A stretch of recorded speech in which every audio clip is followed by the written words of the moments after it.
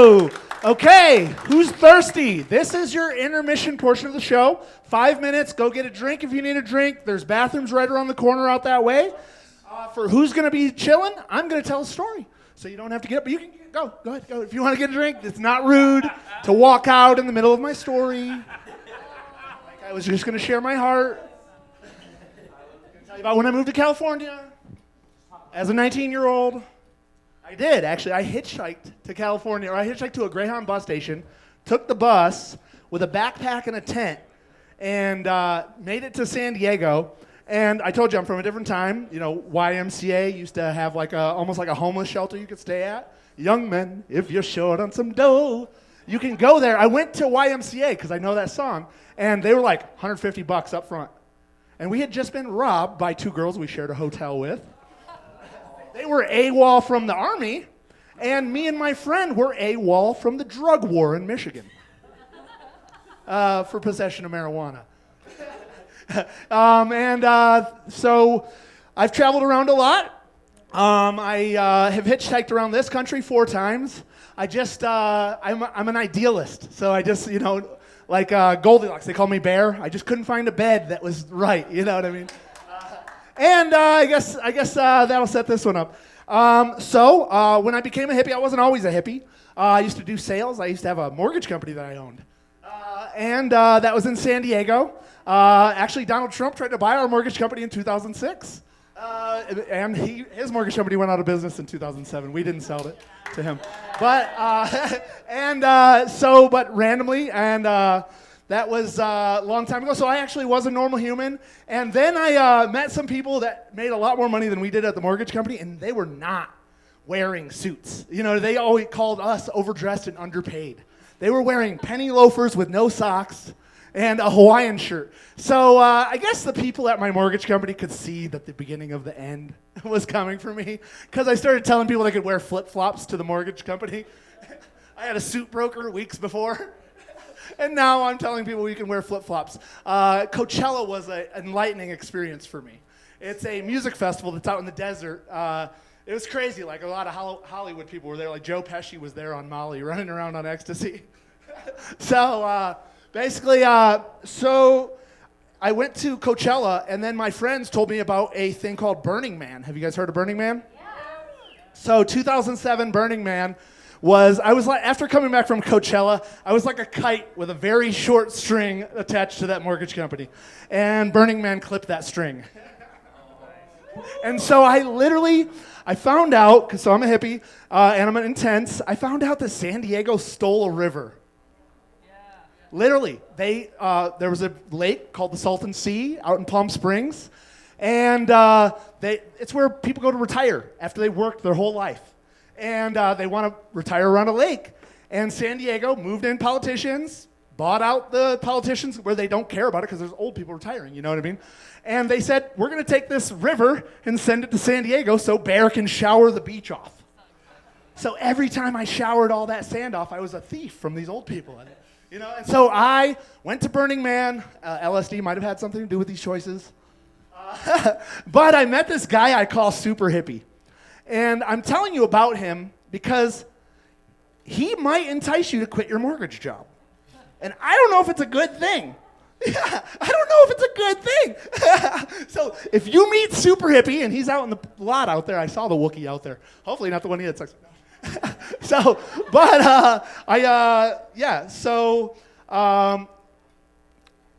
I found Super Hippie, and I was traveling with him. So I went from living on a beach house that was $1,000 a week. Literally, I watched Silver Strand with the boats pulling out of San Diego Harbor, and to a backpack and a tent. And I went to Burning Man, and I saw, it was called Green Man that year, and there was a bunch of things about, anti-oil companies, blah, blah, blah, like just being sustainable, not stealing rivers, at least. And so here, the funny part is, I followed Super Hippie, and he had a great idea. We were going to go to Oregon and live on a commune. And, of course, hippies can't have a commune, a normal one, without it being some weird sex cult. It was. I didn't catch it because the name of the community was Heart On. Say it fast. Heart On. Yeah. So But they were older hippies, so it wasn't the type of sex, group sex I was trying to get into. But one time, so we ended up going there, and super hippie. So I'm hitchhiking with him all the way from Burning Man, and he is just a very eccentric person. He's a French-trained chef. He's just the most, he's like the mixture of a UFC fighter and a priest. Just a weird, amazing guy. And I'm hitchhiking with him, and I don't cook. And this guy's a French cook. And so ass, cash, or grass, nobody rides for free. I had to be in the kitchen every night when we were traveling because he's cooking for the host. Like, I'm going to make this bread from scratch. Every dish in the whole house. And so I'm over there like Cinderella. Oh, my gosh, this guy, well, can we eat pizza tomorrow? But we're up there, and it's crazy stuff. We were out. The reason I say UFC because we're hiking, and I get up to like a stoplight because we're going town to town, just literally walking across America, no plan. And he's doing pull-ups on the light post while we're waiting for cars to go by. I'm like, dude, chill out. We just walked 7 miles. And so super hippie. And then we got this other guy from San Diego, and his name's Adrian. And he's like this, from San Diego too, where I was just coming from. And he was like this depressed construction worker. And, we just started the Afghanistan war, re-voted, George Bush in. It was a pretty depressing time. So I can understand why people were living in the woods that could have mortgage companies, And so we get up there, and let's see how everybody's doing on their bathroom break. But we get up there, and so we're literally camping on a beach in Arcata, California. And we're literally like on the edge of the woods and on the edge of the beach, and 3 men just come out of the woods. There's no trail back there, just men from woods carrying like a lunch sack and stuff. And they come up, and in the bag, he's got a brown paper bag with mushrooms in it. And he's got this fern. He's carrying a stick. And all 3 of them are pretty excited when they're coming out of the woods, and they get up to us 3, and they go, "We found these psychedelic mushrooms in the woods." That's sketch as fuck. That's scarier than a vaccine. And our buddy who's super hippie, he kind of did the same thing I did with the vaccine. Make sure you guys didn't die before I try it. So he sat out on eating the mushrooms that night. But the men from the woods were convincing. The one guy said, "This fern is such and such fern." And he said, then the other guy goes, and these mushrooms were found on the west side of that fern. And he had his friend like, "Yeah, we found them on the west side, I'm sure." And so that was all I needed to know to eat these mushrooms. They were cyanescent mushrooms. They were not Cubensi mushrooms, which I guess they're very potent. And I didn't know that I'm schizophrenic. No. But I had a oneness moment. So this hippie shit didn't come overnight. I went from mortgage company to super hippie, so I still don't believe in numerology. That shit's bullshit. All right? A girl broke my heart, so I believe in chakras. But that's the real reason I left San Diego. So I believe in chakras, but one thing at a time, I just believe it. But now here we are, high on mushrooms.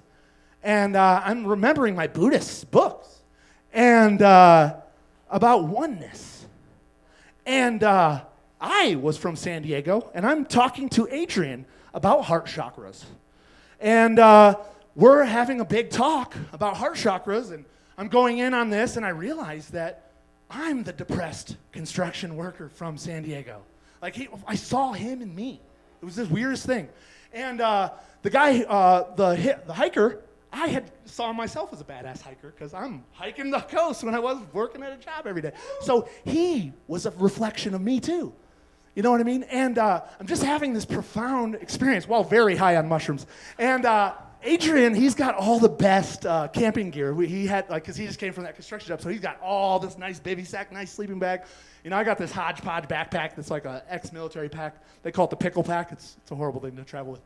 But, so he's got this nice gear, and we're having this deep conversation about chakras. And he goes, "Bear, this is really cool. But I don't want to break your conversation, but I have to go to the bathroom." Now, I thought he'd seen Dumb and Dumber, where Jim Carrey says to the guy, "Just let it go." Because I quoted the movie, "Just let it go, man." And right there in his tent, in his backpack, on his stuff, he just pees himself, and just like a toddler peeing his diaper, looking at me, just peeing. And then the oneness thing happens because he starts speaking. But the word, this is what he says. The first words that come out of his mouth. What are these feelings I'm feeling? Shame, guilt, dishonor. But then all of a sudden, this is where the schizophrenic part comes. Everything he was saying became my inner monologue, like your inside thoughts. He was speaking what I was thinking. Because why am I depressed? Why am I ashamed of this? So I was upset with the country. I was upset with my, quitting that mortgage company. I felt a little shame. And so he's saying shame, guilt, dishonor. And and I was talking about chakras, and now he's talking about oneness. And he stands up, and he's like, gets out of his tent, and he's going, yeah. He goes, are you so egotistical? You want to see yourself on TV? He goes, it's for the love, it's for the dancing. It's so you can find yourself over and over again. He goes, blah. And I'm like, now I'm testing him. Because he wasn't talking the whole time I'm talking about chakras. He acted like I'm teaching him something. And now he's talking about oneness and blah, blah, like in the Buddhist books. And I look over at him, and I just said in my head, because he's reading my thoughts out loud, and I just said in my head, if this is real, he's going to come, and he's going to hug me. We're one. And he smiles at me, this big grin, runs up to me and hugs me. And right there in that moment, I'm hugging him, and I'm just like thinking about oneness, thinking about chakras, thinking about all these things and hippies. And this is when I became a hippie, I think. And then I'm having this profound moment, and I realize I'm hugging P-Guy. And so I let go of my friend, and we spent our time. He thought we were getting abducted by aliens. He was having a crazy thing. He threw his phone in the ocean. It was horrible. Okay, I think everybody's back. You guys ready for your next comic? Okay, so the way it works is we have a couple people who support